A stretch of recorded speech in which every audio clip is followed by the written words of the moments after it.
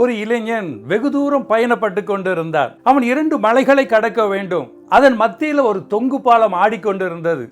காற்று பலமாக வீசிக்கொண்டிருந்தது. மலைகளுக்கு நடுவில் பார்த்தான் மிகுந்த பள்ளம். பயத்தோடு அவன் இந்த பக்கம் நின்று கொண்டிருந்தான்.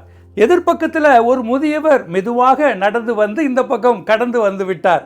அவரிடம் கேட்டான், உங்களுக்கு பயமே இல்லையா? அவர் சொன்னாரா, எனக்கு பயமே இல்லை. காரணம், இந்த பாலத்தை பற்றி எனக்கு தெரியாது, ஆனால் இந்த பாலத்தை கட்டிய பொறியாளர், அதாவது இன்ஜினியரை பற்றி எனக்கு நன்றாக தெரியும். அவர் மிகுந்த திறமை மிக்கவர் என்றானாம். இன்றைக்கும் நம்முடைய வாழ்க்கை என்கிற பாலத்தை கட்டின ஆண்டவர் சொல்லுகிறார், பயப்படாதே, பயப்படாதே, நான் உன்னோடு கூட இருக்கிறேன். இன்றைக்கு மனிதர்கள் அநேக காரியங்களை குறித்து பயந்து கொண்டிருக்கிறார்கள். 90% நடக்காத காரியங்களை மாத்திரம் அவர்கள் குறித்து பயந்து கொண்டிருக்கிறார்கள். என்னுடைய வாழ்க்கை எப்படி ஆகும், நான் எடுக்கின்ற முடிவு சரியாக இருக்கிறதா, இப்படியாக அநேக பயங்கள் அவருடைய வாழ்க்கையில இருந்து கொண்டிருக்கிறது.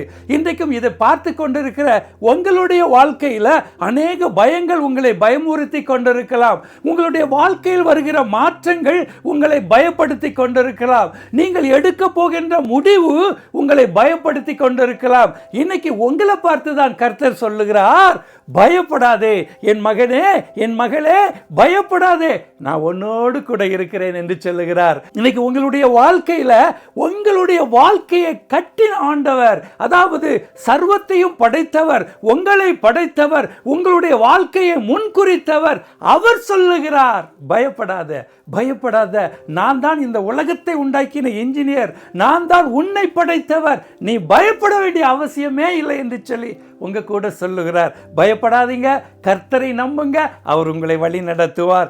God plus.